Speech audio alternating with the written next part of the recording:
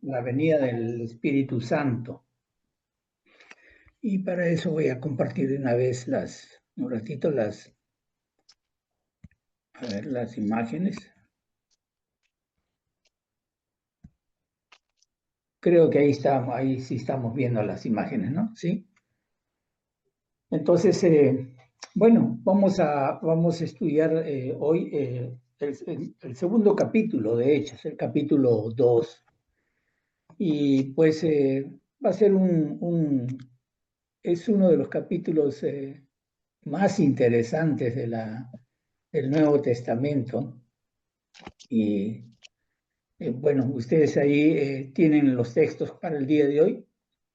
Vamos a avanzar hasta el versículo 5, haremos unos comentarios y quizás ya cuando sea redundante en otros capítulos ya no profundizaremos o no tocaremos esos puntos. Y ahí ustedes pueden ver del 1 al 5, dice, cuando llegó el día, dice la palabra de Dios, cuando llegó el día de Pentecostés, estaban todos unánimes juntos y de repente vino del cielo un estruendo como de un viento recio que soplaba, el cual llenó toda la casa donde estaban sentados, y se les aparecieron lenguas repartidas como de fuego,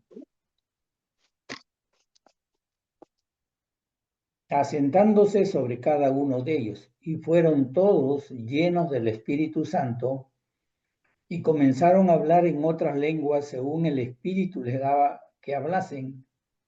Moraban entonces en Jerusalén judíos varones piadosos de todas las naciones bajo el cielo, y hecho este estruendo, se juntó la multitud, y estaban confusos porque cada uno les oía hablar en su propia lengua. Entonces, vean ustedes, hermanos, habíamos estado hablando haciendo una pequeña introducción acerca de este capítulo la semana pasada. Y habíamos dicho que la palabra Pentecostés, Pentecostés, se refería a 50 días después de la fiesta de Pascua. Quiero que nosotros tengamos presentes que la fiesta de Pascua era una fiesta que se celebraba aproximadamente no aproximadamente, sino durante una semana.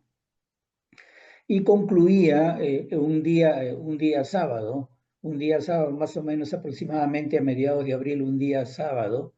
Para el otro día, el primer día, es que a partir del siguiente día comenzaba a contarse 50 días hasta esta fiesta de Pentecostés.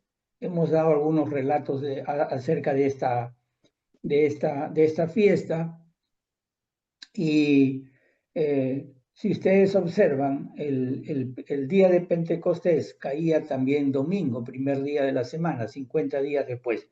Si ustedes pueden hacer su ejercicio o sacar la cuenta, si empezamos un día domingo, son 7 semanas, 7 por 7, 49, ya habíamos dicho que también se llama la fiesta de las semanas, 7 por 7, 49, 49 días, más un día siguiente, que es el día domingo, o sea, que para el día siguiente, 50 días, cae exactamente domingo. Ustedes pueden agarrar su calendario, pueden ver ustedes si empiezan un día domingo, cuenten 50 días y siempre va a caer domingo, por la suma. O sea, 7 por 7, o 7 por 7, 49, en este caso multiplicación, más 1 serían pues los 50 exactamente, cae el primer día de la semana. Entonces, podemos nosotros considerar si el Señor Jesús resucitó al tercer día y estuvo con sus discípulos 40 días, como hemos estudiado en el capítulo 1 de Hechos. Entonces, ellos aproximadamente tuvieron que esperar 8 días, 8 a 10 días, vamos a ponerlo así, para no entrar porque hay quienes dicen 8 o 10, pero si uno suma son exactamente más 40 o 10 días, ¿no? Porque no se tienen que contar si nuestro Señor Jesús resucitó el primer día de la semana, el día domingo, entonces y a partir de ahí, o sea, se cuenta, se comienza a contar los 50 días de Pentecostés, son 10 días más o menos. Entonces, bueno, le digo por esto porque a veces vamos a encontrar en la literatura 8 días, o 7, o 8 días, o 10 días. En el caso, si no hay un error en la interpretación de la fiesta del Antiguo Testamento, estamos dándonos cuenta que estamos considerando que son exactamente 10 días. Entonces, ahí dice, ya hemos leído este texto bíblico, y aquí vamos a pasar a esta imagen. Dice, cuando llegó el día de Pentecostés, estaban todos unánimes juntos. Estaban todos unánimes juntos. Entonces, ¿de qué se trata esta fiesta? También les comenté. Bueno, la fiesta en sí es una fiesta más de acciones de gracia. Es una fiesta de acciones de gracia. En la imagen vemos ahí, tiene que ver muy bien, ahí está con lo de la pan de la proposición. Tiene que ver con una fiesta de agradecimiento a Dios y de temor de un pueblo que ha sido redimido, en este caso el pueblo de Israel, un pueblo que ha sido rescatado, un pueblo que ha sido redimido. Y también es una recordación de la liberación, un recuerdo, una conmemoración del recuerdo de que fue rescatado, que este pueblo fue rescatado con mano fuerte de Dios, con mano poderosa de Dios, de Egipto. Bueno, ellos eran pueblo y salieron y en el camino se convirtieron en una nación. Ahora,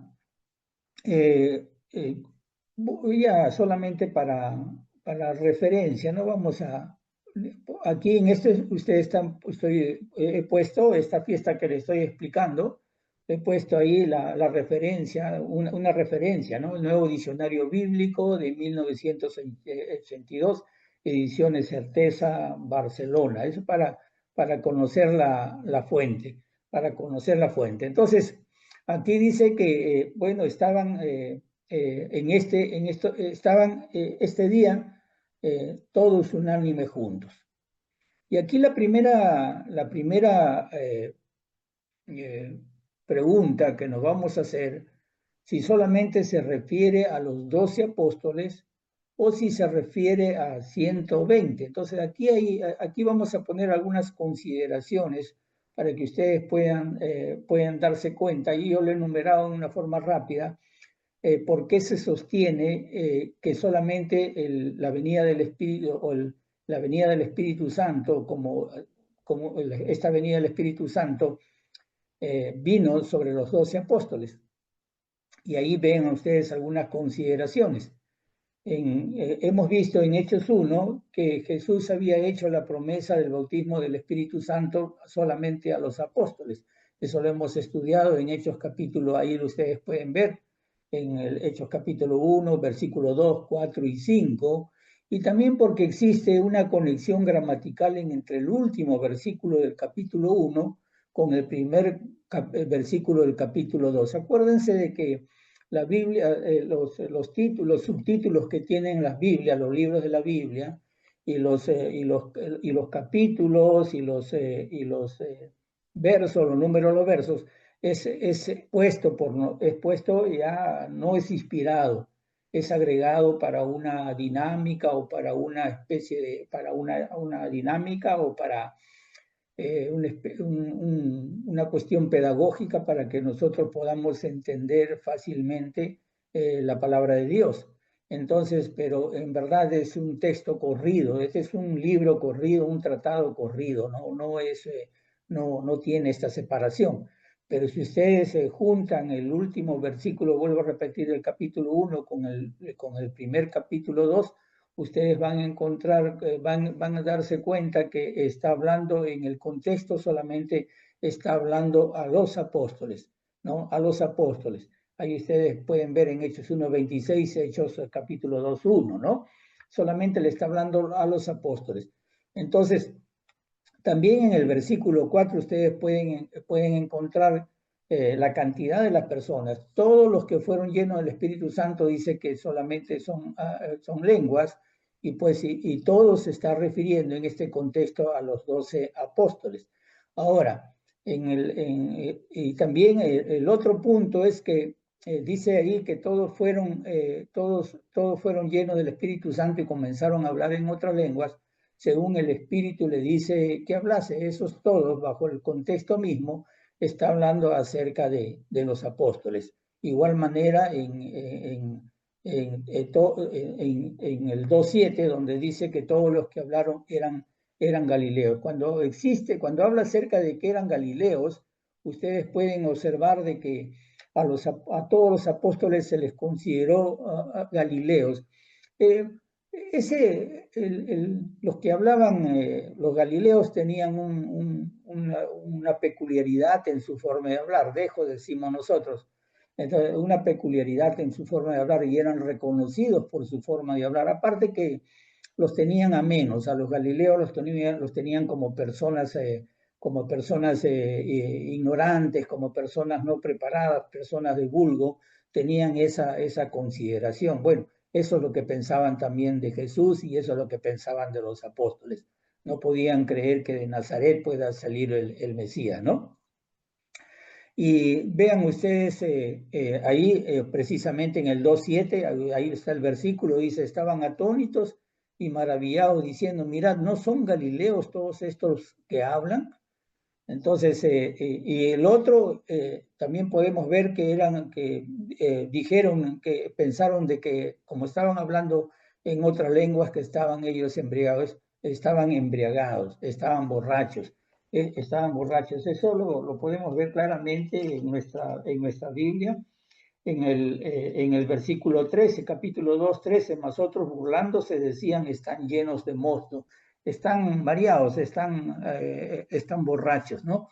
Entonces, pero Pedro, como dice ahí, cuando les respondes, hace referencia a los 12 apóstoles, a él con los 11 apóstoles, porque en el 14 dice: entonces Pedro, poniéndose en pie con los 11, alzó la voz y les habló diciendo: varones judíos y todos los que habitáis en Jerusalén, esto sea notorio y oír mis palabras. Es decir, poniéndose en pie con los 11, él con los 11. Entonces, pero aquí, por supuesto, yo quiero que ustedes tengan también presente, hay quienes sostienen que fueron los 120, que son los 120. Y eso implicaría que no solamente los apóstoles eran los que recibieron el bautismo con el Espíritu Santo y recibieron el poder que les había prometido, para que ellos fueran testigos. Hechos 1:8, acuérdense bien, hemos estudiado eso, para ser testigos de Jesús. Entonces, una mayor cantidad de personas.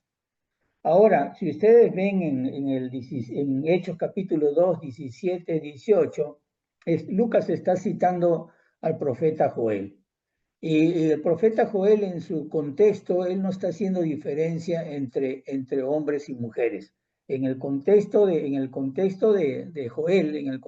Joel, él no está haciendo diferencia, él no hace diferencia. Por lo tanto, tenemos que pensar que no solamente se está refiriendo a los 12 apóstoles, sino que los que recibieron el bautismo del Espíritu Santo fueron mucho más de los 12 apóstoles, porque están incluidas aquí mujeres.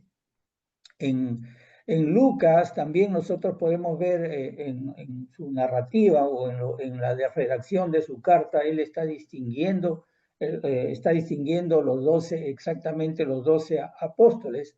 Allí ustedes pueden ver en el 14:15, en el 14 que hemos hablado de la respuesta, el mismo argumento que ponen para decir que fueramente son los 12 apóstoles. Ustedes pueden observar que también lo usan como argumento para decir que hubieron más de 12 apóstoles, porque dice que Pedro, poniéndose en pie con los 11, dice: estos no están ebrios. Si ustedes observan, estos no están ebrios, está hablando en tercera persona. Entonces, Lucas pasa a hablar en tercera persona y no en primera persona, porque lo explico, porque Pedro no dice, Pedro no está diciendo nosotros no estamos ebrios, refiriéndose a él y a los 11, sino habla en tercera persona refiriéndose a muchas más personas, estos en tercera persona. O sea, no solamente se trata de los 12 apóstoles, sino de muchas más personas. Ahí está el texto abajo en el 14 y en el 14 y 15, ¿no? Entonces Pedro, poniéndose en pie con los 11, alzó la voz y les habló diciendo: varones judíos y todo lo que habitáis en Jerusalén, esto sea notorio y oíd mis palabras, porque estos, o sea, tercera persona, no dice nosotros, no estamos ebrios. Entonces, vuelvo a repetir, ustedes pueden observar que el mismo argumento, en este caso ya no Pedro refiriéndose a él con los 11, sino a su vez está hablando en tercera persona, refiriéndose a muchas más personas. Y también en Hechos 2:39, cuando es la promesa, dice, hablando acerca de la promesa, dice que es para todos, porque para vosotros es la promesa, para vuestros hijos, para todos los que están lejos y para cuanto Dios nuestro Dios llamare. Entonces vemos una promesa mucho más amplia, mucho más amplia, incluso el abanico se abre en más de 120 personas. Entonces, vean ustedes, hay estas dos posiciones. Yo quiero mencionarlas, no quiero no quiero darles una enseñanza sesgada. Ustedes, pues, pueden ustedes considerar. Hay muchos más argumentos. Lo que yo les estoy diciendo es algo muy corto, o sea, muy corto. Hay muchos más argumentos. Solamente yo les doy los más reconocidos, los más conocidos, pero hay más argumentos, porque porque por decir argumentos en cuanto, por decir, el tipo de narración, de narrativa literaria que está usando Joel, por decir, ¿no? Que es como que un lenguaje literario apocalíptico, por decir, es un argumento que ponen acerca de Joel en cuanto al contexto que se está refiriendo. Entonces, y así pueden haber muchos más argumentos, hermanos, pero bueno, ya lo dejo a su criterio y para que ustedes también investiguen más allá de eso. También, hermanos, es interesante tener presente de que no solamente eso, sino vamos a pasar a otra imagen, ¿ya? Otra imagen.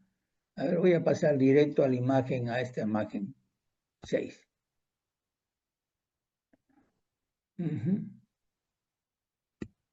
Ahí está.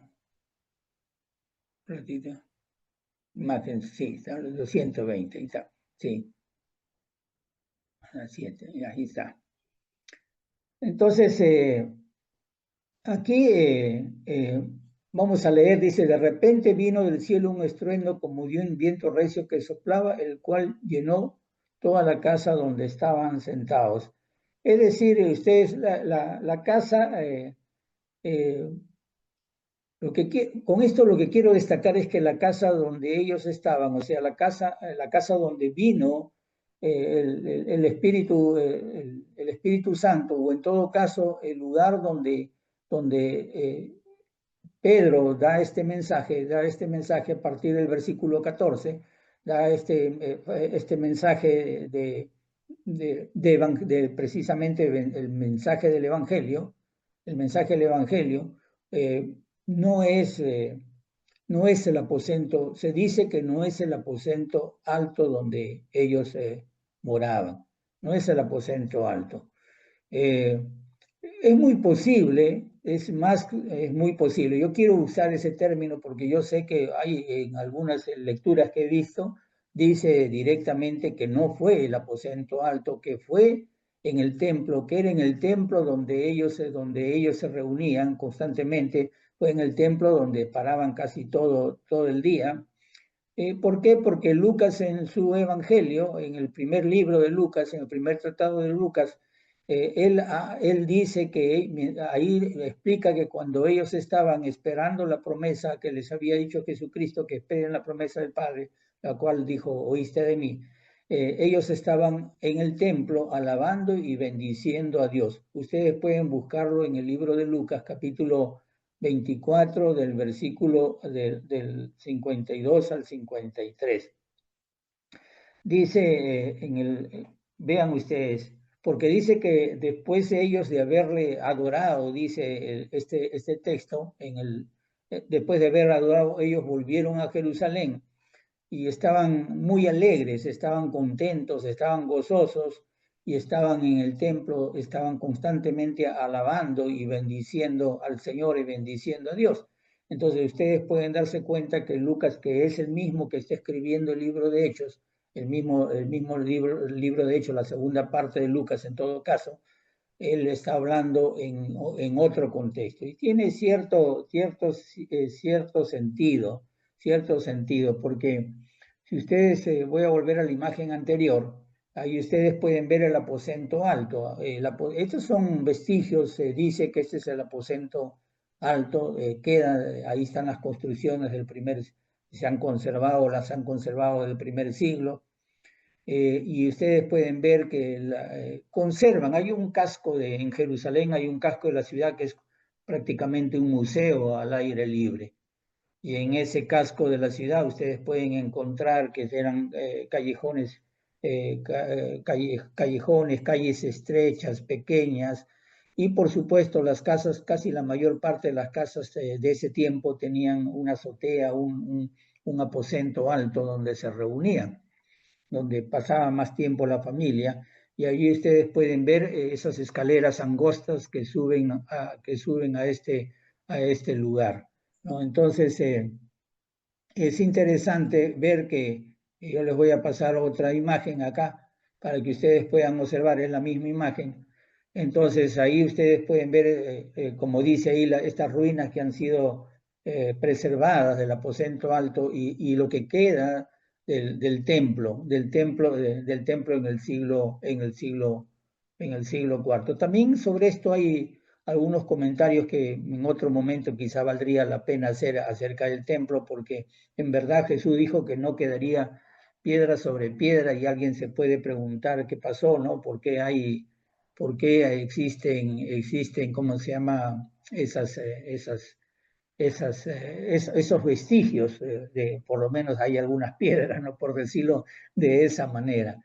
Pero también en esto hay explicación en cuanto que no fue el templo de Herodes, no fue el primer templo, hubo un templo al que se refirió Jesús, hubo un templo anterior que sobre esas bases se construyó el segundo templo sobre la base pía. Ustedes pueden ver los restos precisamente arquitectónicos de ese primer templo, pero es en esas gradas, precisamente, ahí ustedes pueden ver las gradas inmensas que tienen la capacidad para poder poner más de 3.000 personas, para poder estar más de 3.000 personas. Es muy grande, cambio en este lado no. Entonces, ahí es bien claro, la casa no fue el aposento alto donde moraba, es muy posible que fuese el templo. Bueno, entonces se dice, ya les he explicado esto, y después dice que ellos volvieron. Ahí ustedes pueden leer el texto bíblico o en sus Biblias también, que creo que ustedes están siguiendo en sus Biblias. Entonces, ahora, también es muy importante que tengamos en cuenta que no solamente se trató cuando dice la expresión un estruendo como de un viento recio que soplaba. No está diciendo que hubo viento, no está diciendo que hubo viento, o sea, dice que es como de un viento recio. No hubo, en otras palabras, también todos los que estudiosos dicen, no hubo viento ahí, sino fue un estruendo, un ruido como de viento. Si nosotros hemos escuchado ruidos pues, fuertes de los vientos, pero imagínense, no tenemos nosotros no hemos sufrido huracanes, pero los huracanes producen un ruido o los tornados, un ruido muy, muy, muy fuerte, ¿no? Da temor realmente, da miedo estar bajo un huracán. O sea, el ruido del viento es muy, muy fuerte, da mucho temor, mucho temor. Entonces, y precisamente un viento fuerte causaría precisamente ese temor, pero eso no sería ningún milagro. Si yo escuchara un ruido fuerte como de viento, como un viento, viniera un viento y soplara un fuerte, para mí no sería un milagro porque lo he vivido, o sea, más o menos conozco, sé lo que es escuchar un viento fuerte, un viento fuerte, entonces no sería un milagro. Un ruido huracanado no sería un milagro sin que soplara en este caso el viento. En todo caso, eh, eh, en este caso fue un ruido tan fuerte que en realidad estremeció y llamó pues la atención. Solamente fue un ruido muy fuerte que ahí sí pues dio temor. Ahora la palabra está utilizando en todo caso pues viento, la palabra viento. También es interesante tener en cuenta el significado de la palabra viento. La palabra viento en griego es neuma y en hebreo es roach, pero más usamos el término griego, ¿no? Neuma, de donde viene la palabra neumático, donde viene, que hace referencia al aire. Entonces, el significado literal de la palabra neuma o roach en hebreo es viento. ¿Por qué, para los que desconocemos, por qué mencionamos el hebreo y el griego? Porque el Antiguo Testamento fue escrito en hebreo, el original fue escrito en hebreo y el Nuevo Testamento fue escrito en griego y algunas palabras del arameo. Entonces, pero fue escrito en griego. Entonces, cuando queremos referirnos a las fuentes originales, nos referimos al hebreo y nos referimos al hebreo bíblico, no al hebreo actual, porque el hebreo actual es un hebreo que ha sido fabricado, que ha sido construido, no es fabricado, sino ha sido construido, es constructo, no es el hebreo. Hay cursos que dan muchos cursos en las escuelas bíblicas, en las escuelas bíblicas de todo el mundo enseñan el hebreo, pero es el hebreo bíblico, el hebreo bíblico. Entonces, de igual manera, el griego no es el griego que hablan en Grecia en la actualidad, sino es un griego antiguo o clásico, se le dice o koine, entonces es otro tipo de griego. Entonces, les menciono esto porque a veces estamos mencionando continuamente y no entendemos por qué.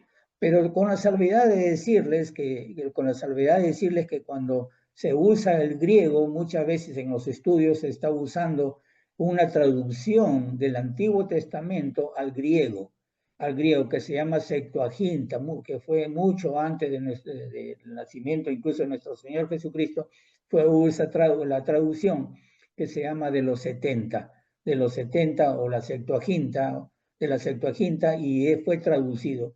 Jesús y los apóstoles tenían la versión griega. Jesús habló, de hecho, Jesús, los apóstoles y las personas instruidas, cultas de ese tiempo, como eran ellos, hablaban el griego. ¿Cómo sabemos que Jesús y las citas que hay en el Nuevo Testamento son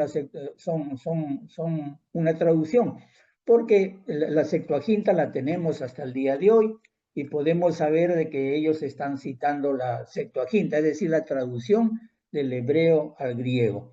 Entonces, yo les decía de que también esta palabra se traduce espíritu, y también se utiliza en expresiones como espíritu de Dios. O sea, ambas palabras, tanto el griego como el hebreo, ambas, roash y neuma, también se usaron para expresar una realidad invisible, una realidad espiritual, especialmente dirigido a seres invisibles, a seres invisibles, a lo que llamamos nosotros ahora espíritus, ¿no? Entonces, especialmente refiriéndose a espíritus de Dios, espíritus de Dios. Y en ese tiempo había muchas también, el paganismo era una religión muy fuerte, predominante, y también espíritu de hombre, ¿no?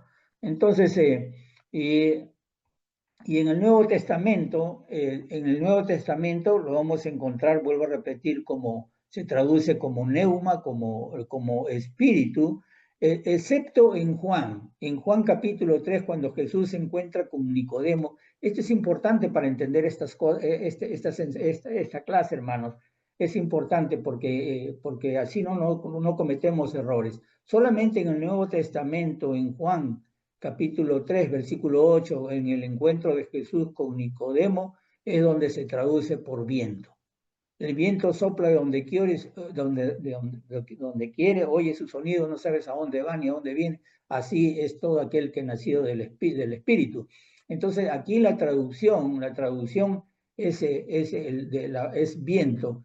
Cuando dice viento es neuma, que significa en todo caso, en este caso, espíritu. En todo caso, Jesús está usando una metáfora para explicar cómo somos los que somos nacidos del Espíritu.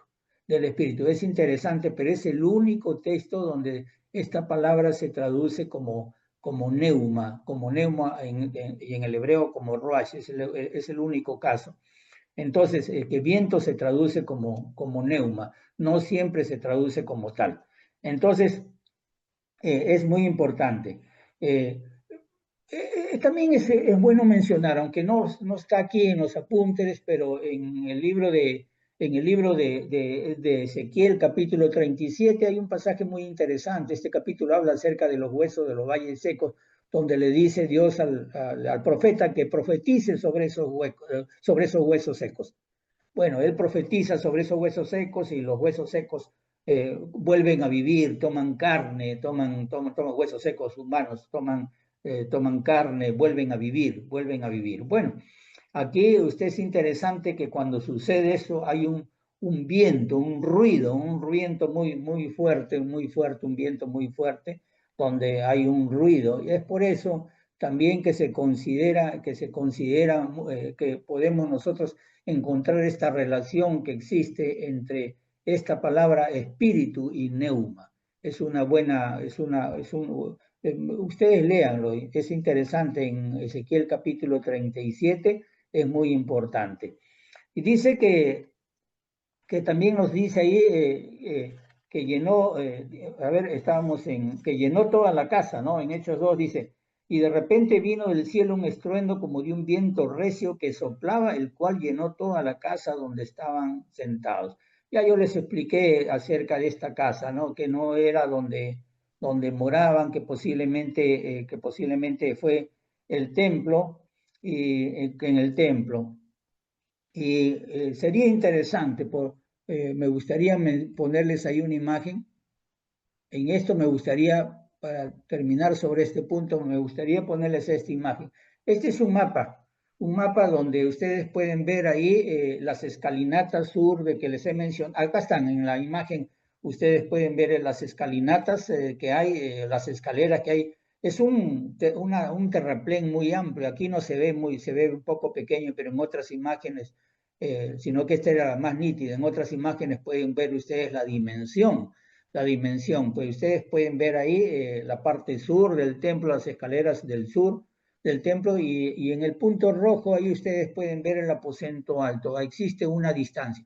Ahí está el casco que es, como yo le digo, que lo han conservado, que parece un museo. Ahí está el casco que aproximadamente tiene, pues, no sé, una milla, quizás una milla y media, por algo así, o perdón, 2 kilómetros de distancia entre uno y otro lado, pero la multitud, pues, pudieron ellos haber recibido el bautismo del Espíritu Santo en la casa y haberse trasladado todos los que iban acercándose por ese ruido, acercándose al templo para ir ahí ¿cómo se llama? A predicar para el famoso sermón de Pedro, que la próxima clase la vamos a ver.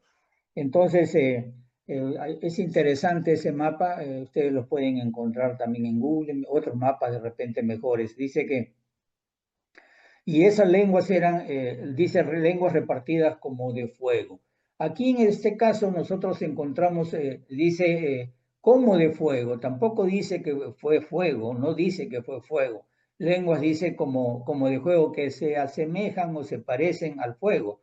Entonces, pero lo que sí podemos también, es bueno tener la otra parte, ustedes ya consideren ustedes esto, que también podemos nosotros considerarlo por lo que explicamos la semana pasada, ¿no? Por la semana pasada, esta coincidencia entre el día de Pentecostés, no coincidencia, el día de Pentecostés eh, eh, antitipo de las profecías del Antiguo Testamento. Antitipo quiere decir como lo verdadero de lo que es, lo verdadero de las figuras que estaban en el Antiguo Testamento. Entonces, podemos nosotros ver aquí, en este caso, que puede ser que se considera una más, no puede ser, sino que es una manifestación de la presencia de Dios como se dio en el monte Sinaí. Cuando ustedes van a Éxodo capítulo 19, versículo 18, pueden ustedes leer cómo se manifestó, cómo se manifiesta Dios y cuando les da las tablas del pacto, las tablas de la ley a Moisés, como se manifestó fuego, ¿no? Con fuego en el monte, con el monte Sinaí. Entonces, hay una manifestación de la presencia de Dios y cuando habla de lenguas repartidas como de fuego. Si ustedes pueden ver que me gustaría que ustedes lean, porque en el monte de Sinaí dice que salía humo, ¿no? Salía humo, porque claramente dice porque había descendido fuego sobre el monte, y era, dice, como un humo, como de un horno, fuego y humo como de un horno. Entonces, y además otro fenómeno, ¿no? Que todo el monte se estremecía. Entonces, cuando dice aquí se les aparecieron lenguas repartidas como de fuego, no está excluyendo. Miren, otra cosa que me había olvidado mencionar, quizás vale la pena mencionarlo en este momento, que no está excluyendo a la multitud que fue atraída en todo caso a este lugar, al templo. No lo está excluyendo porque dice se les aparecieron lenguas, se les aparecieron en plural y no está excluyendo, no está diciendo se les aparecieron solo los 12 apóstoles, ¿no? Pero lo que sí es seguro, que sí primero se le apareció a los 12 apóstoles, eso sí es seguro. No hay, de eso no hay duda, que se le aparece a los 12 apóstoles primero, pero no, aquí no está excluyendo que cuando llegan en todo caso a estas escalinatas del templo puede haber pasado a los demás. No lo dice, pero lo dejo pues a criterio de ustedes. Ahora, ustedes pueden ver voy a pasar a la imagen, a esta, a ver, dice acá, a esta imagen. Dice aquí, ahí está, ¿no? Dice, fueron llenos del Espíritu, fueron llenos, Jesús les había prometido pues a los apóstoles que ellos iban a ser bautizados en el Espíritu Santo, como dice ahí, y fuego, y que recibirían ellos poder. ¿Poder cuándo? Cuando el Espíritu Santo viniera sobre ellos. Entonces, en este caso yo quiero decirles que la palabra bautismo, quiero que ustedes sepan que esta palabra bautismo literalmente significa inmersión. Literalmente, nosotros es lógico que usamos la palabra bautismo porque ha sido transliterada del griego, o sea, llevada del griego al español, es decir, casi no ha cambiado. Cuando digo transliterada, significa que no ha cambiado, o sea, porque la palabra en el griego es baptismo y en el castellano dice bautismo, bautismo. Entonces ha sido no ha cambiado, pero la palabra, el sinónimo de esta palabra significa inmersión, inmersión. Y en este caso tenemos que decir que cuando está hablando de bautismo, es indudable que en este caso, en primera instancia, como le dije, los apóstoles fueron inmersos en el poder del Espíritu Santo, o sea, en el poder fueron sumergidos o fueron inmersos en el poder del Espíritu Santo, del Espíritu de Dios. Entonces, es muy importante que tengamos en cuenta. Y también quizás comentar que, como dice ahí, que los apóstoles recibieron la medida más grande de poder milagroso del Espíritu, que haya recibido, dice ahí, hombre alguno, ¿no? Eso es lo que he puesto ahí. Y les pongo unos textos ahí. Les pongo en Hechos capítulo 5, 12, 16, Hechos 9, 36 al 41, porque en los capítulos que siguen a este capítulo, además de que Pedro está predicando, tiene una predicación inspirada, no solamente lo vemos predicando, no solamente lo vemos predicando de esta manera, o sea, por inspiración, sino también que nosotros lo veremos sanando a Pedro y a los apóstoles, lo veremos sanando enfermos, echando fuera demonios, resucitando incluso a los muertos. A eso me estoy refiriendo con esos textos que ustedes pueden leer. Ahí vemos que los apóstoles comenzaron a hacer estas señales, estos milagros. Y también me gustaría hacerles mención de algunos términos. Es muy importante. Este es muy importante, hermanos, que tenemos. Es bastante aquí, pero voy a tratar de hablar de una forma sencilla. Ahí he puesto términos para referirse a la llenura del Espíritu Santo. Y lo que quiero decir es que existen dos términos para referirse a la llenura del Espíritu Santo. Llenura del Espíritu. La palabra llenura en este caso, como ustedes pueden ver, es pleres. Pleres. Hay una palabra pleres y hay otra palabra, el otro término que es pimplemi. Entonces la palabra en este caso dice pleres neumatos hagiu. Entonces está lleno del Espíritu, en este caso Santo, pero en el 2 vemos pimpleni. En realidad existe el término es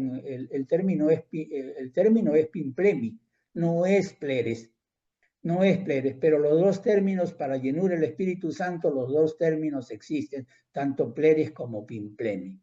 Ahora, cuando el pleres está como adjetivo y el pimpleni está como verbo, y el adjetivo lo que hace en este caso es calificar o señalar a una persona yo he puesto pía. Pía significa una persona piadosa, una persona religiosa o una persona espiritual, o sea, es lo que está señalando.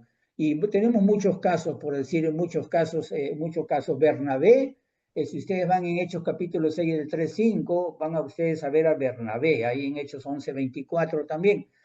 Tanto los dos textos pueden ver ustedes a Bernabé, que era un hombre lleno del Espíritu Santo. Y cuando ustedes van a ver ahí en Hechos capítulo 13-52, van a ver que se refiere a los discípulos. Los discípulos también eran llenos del Espíritu Santo.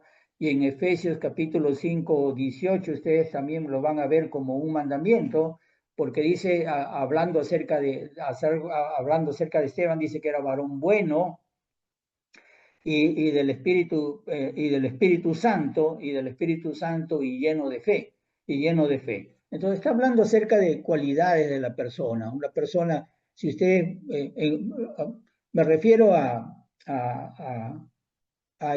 Esteban como diácono, por decir, fue elegido por eso, porque era una persona piadosa, una persona llena del Espíritu Santo, en este caso piadosa, religiosa, espiritual. Entonces, a eso se refiere cuando está usándose, en este caso, pleres. Pero les pongo estos ejemplos, ustedes lo pueden buscar y pueden leer, pueden ver los versos, los versículos, esto que le digo, y es bueno que los lean en su contexto para que se den cuenta qué quiso decir pleres, con pleres.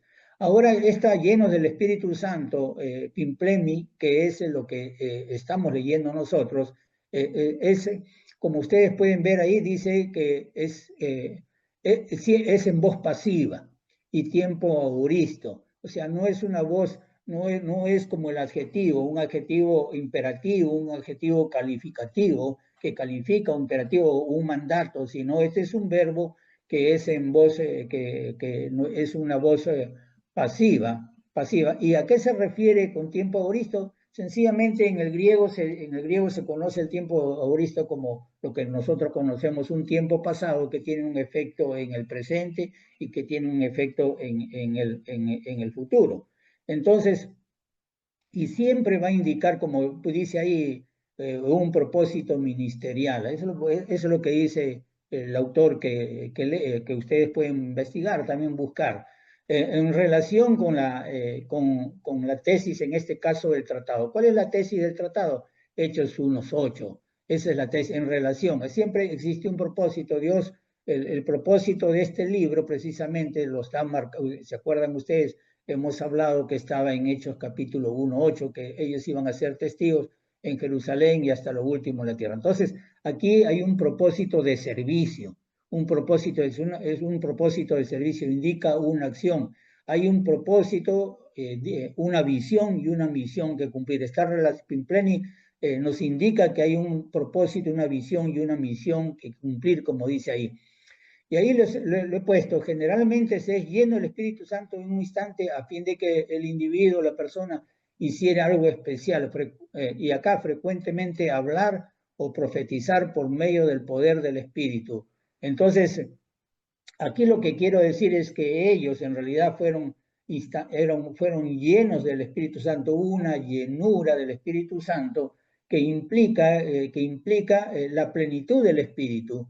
Este es un tema muy largo, amados hermanos, muy largos. En Isaías capítulo 11 hay una referencia y yo tengo ahí unos escritos que de repente les puedo compartir a ustedes, unos estudios que hice hace años hice esto cuando estuve enfermo, me dediqué a investigar precisamente sobre la plenitud del Espíritu de Dios.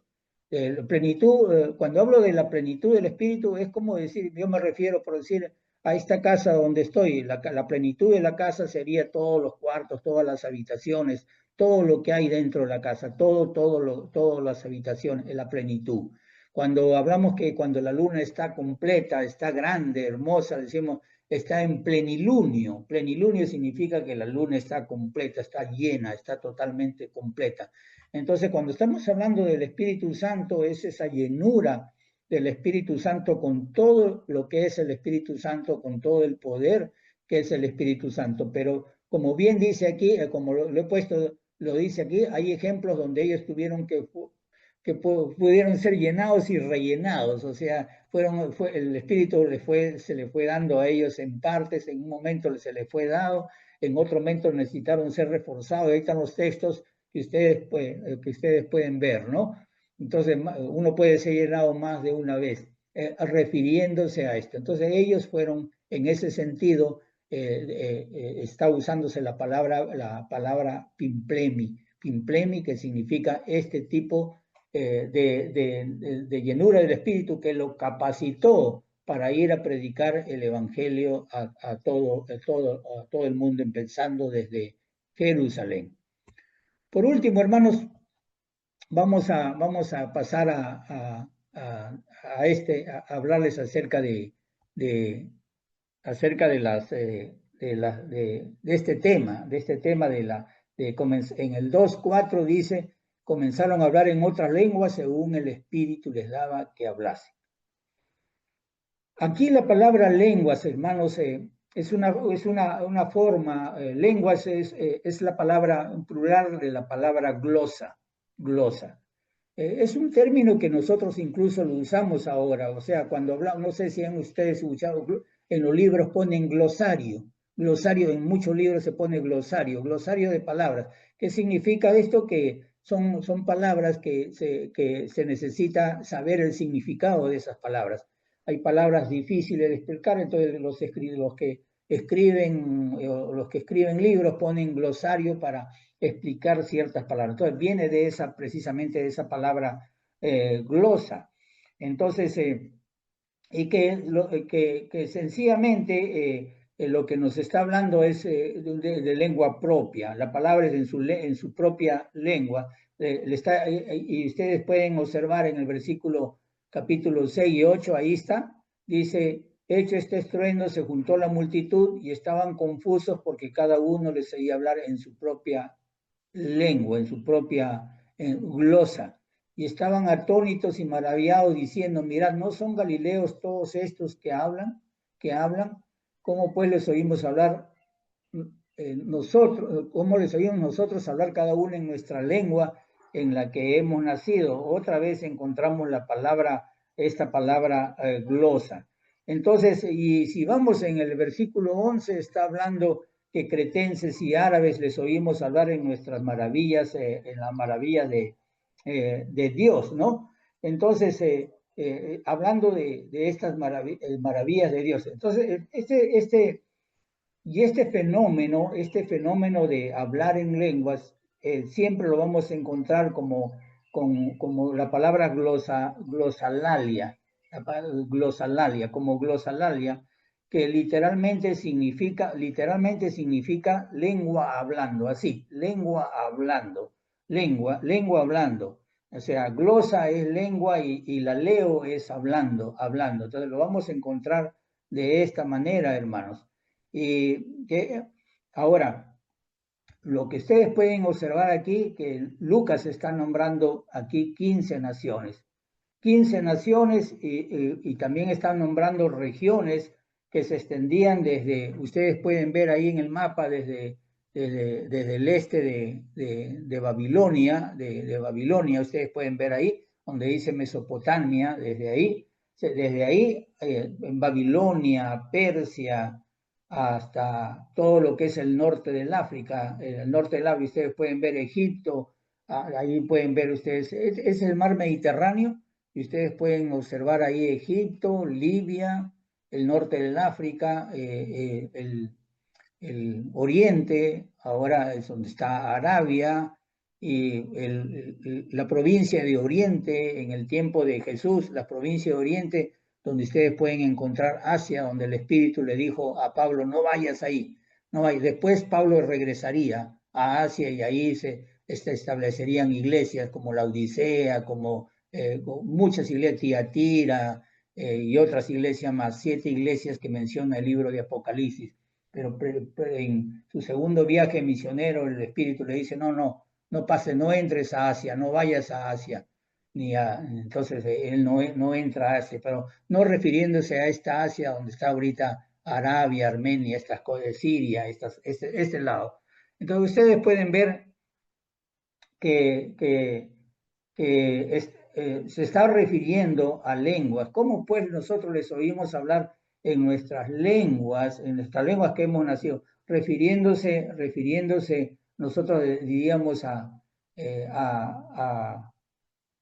idiomas, Lo que pasa es que este es otro tema en otro momento, hay mucha confusión, porque para lo que nosotros es lenguaje, en el inglés no es lenguaje, ¿no? No es lenguaje, es lengua. Yo lo sé por los libros de lingüística y uno se marea cuando uno lee, pues, cuando uno lee a Jacobson, por decir, o cuando uno está leyendo, te das cuenta de que hay una confusión en esto, porque estaba un tiempo estuve perdido hasta que me di cuenta que era porque, o Saussure, Ferdinand Saussure, cuando uno lee Saussure sobre lingüística, que es el tratado más original, uno se puede dar cuenta que hay una confusión, y cuando he leído la Biblia me he dado cuenta también que hay una confusión.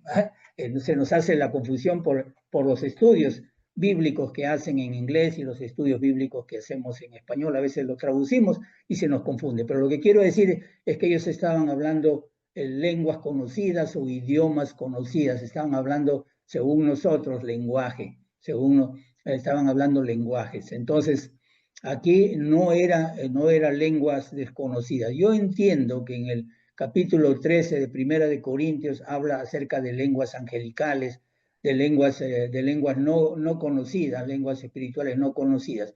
Esa es otra cosa, pero en Hechos no vamos a encontrar lenguas, angélicas, no vamos a encontrar. Ustedes pueden observar ahí desde el versículo 6, dice, porque dice, hecho este estruendo, se juntó la multitud y estaban confusos porque cada uno les oía hablar en su propia lengua, en su propio lenguaje. Entonces, y dice, y estaban a todos, bueno, y el 8. ¿Cómo pues les oímos nosotros hablar cada uno en nuestra lengua en la que hemos nacido? El mapa nos dice bien claro, ¿no? Las lenguas, ahí están las lenguas, cada lengua está ahí explicada, ¿no? Todas las lenguas que menciona aquí el apóstol Pedro.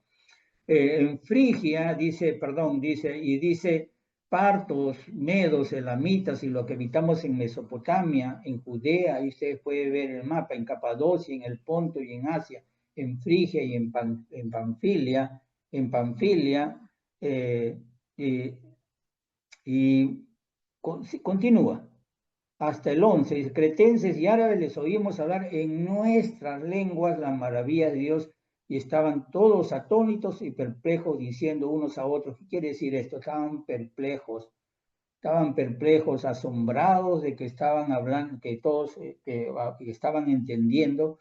¿Por qué les digo esto? Porque en esta fiesta de Pentecostés era una fiesta muy importante, una fiesta muy importante. La fiesta de la Pascua, ¿se acuerdan? Les he dicho que son 50 días antes. Era una fiesta que mucha gente llegaba a la fiesta de Pascua y se quedaban para la fiesta de Pentecostés, que era a mediados del siguiente mes, a mediados de junio más o menos, que para la fiesta de Pentecostés. Y por supuesto, habían de todas las naciones del mundo conocido desde entonces, todos estos ustedes pueden ver que habían llegado a Jerusalén a la fiesta primero a la fiesta de Pascua y otros se quedaban a la fiesta para la fiesta de Pentecostés y otros aprovechaban los que no habían estado en Pascua para venir a esta fiesta tan importante de Pentecostés. Y eran judíos de todo, judíos que se habían esparcido en todo el mundo desde entonces. ¿Dónde adoraban estos judíos? En sinagogas. En sinagogas. En Jerusalén estaba el templo, pero en el resto había sinagogas y eran judíos. Y había muchos también gentiles que se habían convertido, eso está también en las escrituras que acabamos de leer, se habían convertido al judaísmo, se llama prosélitos, la palabra prosélitos, eran prosélitos judíos que se habían convertido al judaísmo y todos ellos estaban en Jerusalén, habían venido a Jerusalén a conmemorar la liberación del pueblo del pueblo de Dios, del pueblo de Israel.